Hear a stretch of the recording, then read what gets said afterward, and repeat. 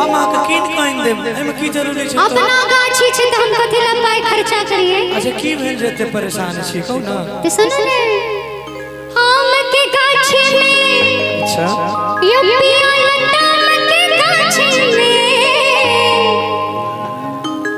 आम के गाछी में हे यो राजा लताम के गाछी में कथि भेल हे हमर पिटकिल कान के बाली आम के गाछी में। सुनो सुनो कि आम के गाछी में ये कनिया लताम के गाछी में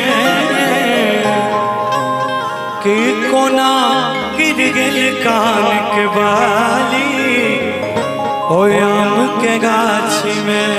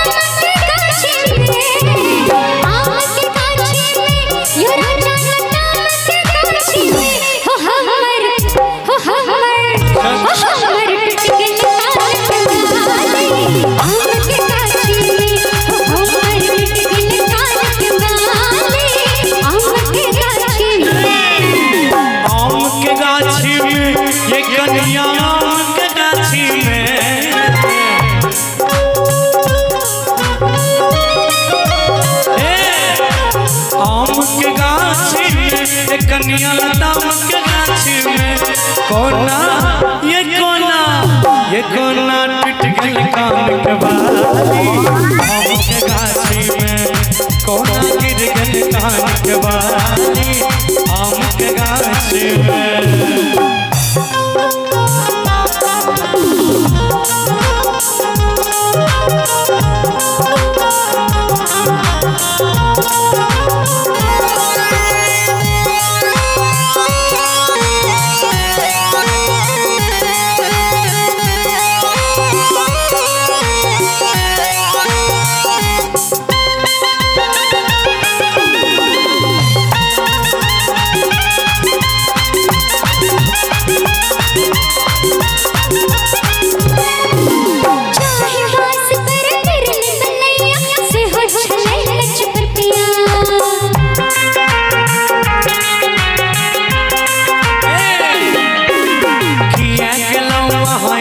जे रही लचपतिया चाहे बास पर गिरल बलैया से हो चले लखपतिया चाहे बास के डाढ़ टूटल से हो चले लखपतिया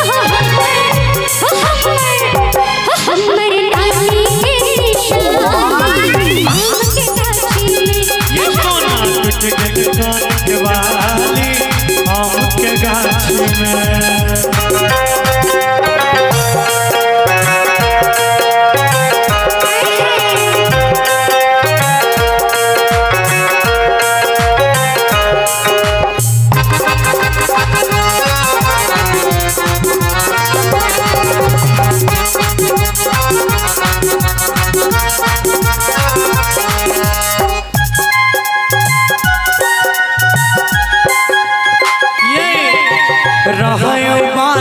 सोना के यहाँ के देने रहे नानी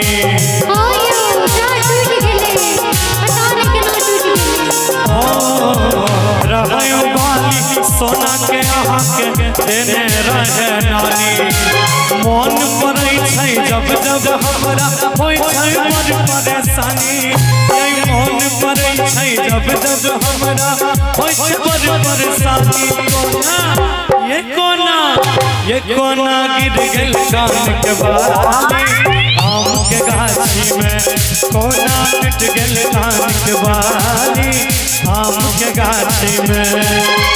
आम के गाछी में यो पिया लताम के गाछी में आम के गाछी में ये कनिया लताम